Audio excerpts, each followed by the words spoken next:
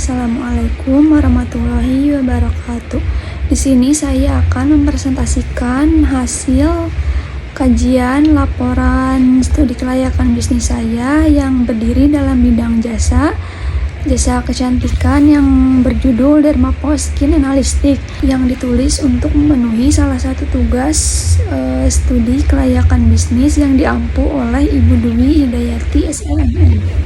Sebelumnya izin memperkenalkan diri, nama saya Rita Septia dari kelas manajemen 23G. Selanjutnya ada pendahuluan, yaitu kulit berfungsi sebagai pelindung, pengatur suhu, dan penunjang estetika. Gaya hidup modern, polusi, stres, dan produk yang tidak sesuai memperparah masalah kulit. Diperlukan lembaga profesional berbasis data dan teknologi. Dermapo Skin Analytics hadir sebagai klinik analisis kulit yang berbasis sains, berperan sebagai pusat layanan dan riset terapan di bidang dermatologi dan kosmetologi. Kemudian ada kajian aspek legal, yaitu ada nama usaha Dermapo Skin Analytics, kemudian jenis usahanya usaha jasa, kemudian alamat ada di Galumas Karawang, kemudian ada logo, terus nama pemilik yaitu saya sendiri Rita Septia, kapasitas usahanya nasional, kemudian ada surat-surat izin usaha, ada akta notaris, ada surat izin nomor induk berusaha, dan ada surat izin pokok wajib pajak. Kemudian ada aspek pasar dan peluang pasar. Yang pertama ada poin A, yaitu potensi pasar. Yang pertama ada pertumbuhan industri kosmetik nasional lebih dari 70% per tahun. Kemudian yang kedua ada kebutuhan tinggi terhadap uji keamanan produk. Yang ketiga ada permintaan analisis kulit personal dan industri meningkat. Kemudian yang keempat ada pasar sangat potensial dan berkelanjutan. Kemudian poin B yaitu ada peluang pasar bagi Dermapo Skin Analytics, yaitu mencakup dua segmen utama, yaitu yang pertama ada konsumen individu yang membutuhkan layanan analisis kulit personal dan pihak industri. Contohnya seperti perusahaan kosmetik dan klinik kecantikan yang memerlukan uji laboratorium untuk validasi produk. Dengan kombinasi layanan berbasis teknologi analisis digital, data biologi kulit, dan hasil ilmiah yang dapat diverifikasi. Permintaan terhadap layanan Dermapo diproyeksikan meningkat setiap tahunnya. Selanjutnya ada poin D, yaitu strategi pemasaran. Strategi promosi dilakukan melalui media digital seperti web resmi dan media sosial.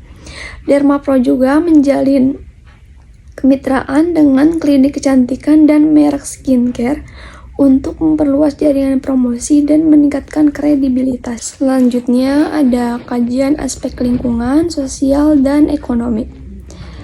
Yang pertama aspek politik, yaitu adanya dukungan pemerintah melalui sistem OSS dan pengawasan BPOM. Yang kedua ada aspek ekonomi, yaitu daya beli masyarakat terhadap layanan perawatan kulit terus semakin meningkat.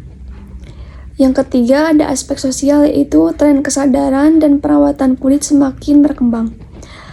Kemudian yang keempat ada aspek teknologi, yaitu pemanfaatan teknologi AI dan digitalisasi dalam layanan klinik kecantikan.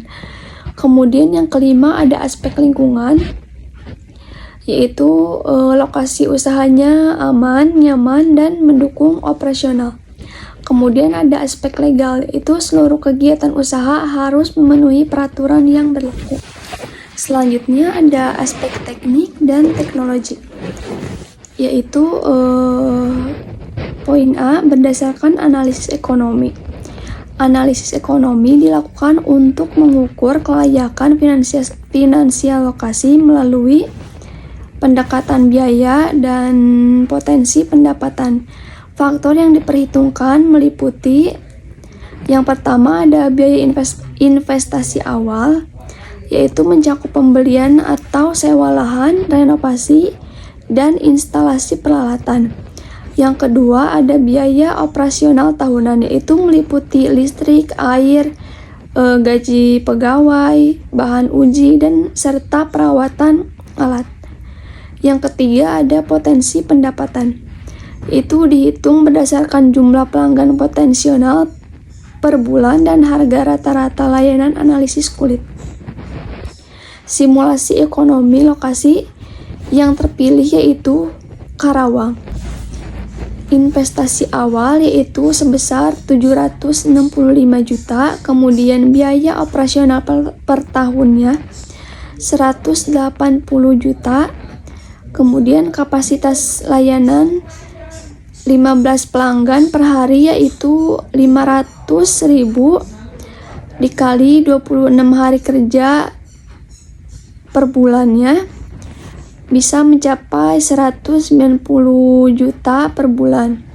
Pendapatan tahunnya kurang lebih sebesar 2,34 miliar. Kemudian sistem teknologi yang digunakan yaitu yang pertama ada integrasi analisis sistem, yaitu alat analisis terhubung ke cloud.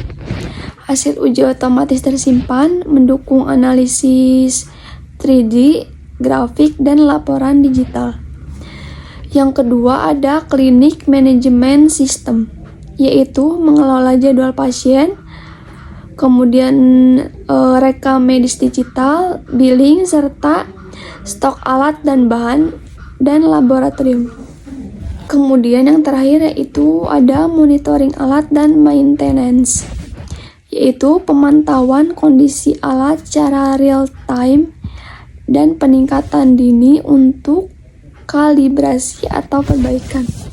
Kemudian di sini ada tata letak atau layout gedung perusahaan Dermapos Skin Analytics. Selanjutnya ada aspek finansial, yaitu modal investasi.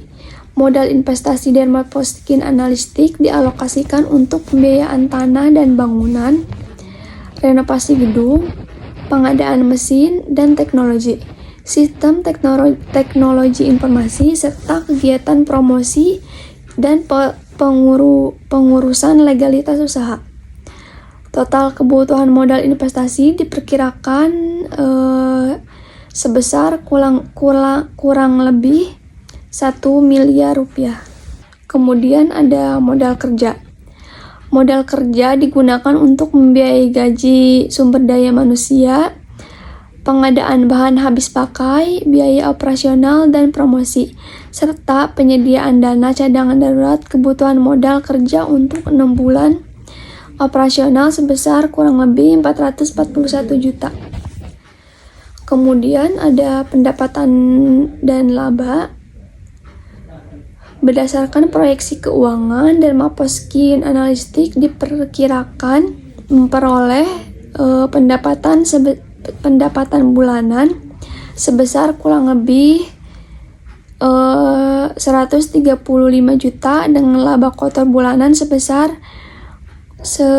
kurang lebih 61.500 juta dengan capaian tersebut. Pengembalian investasi diperkirakan tercapai dalam waktu kurang lebih 2 bulan. Kemudian ada kelayakan keuangan.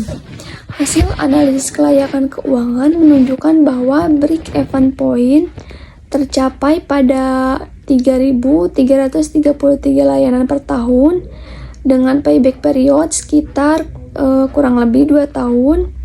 Nilai net present sebesar 2,9 miliar.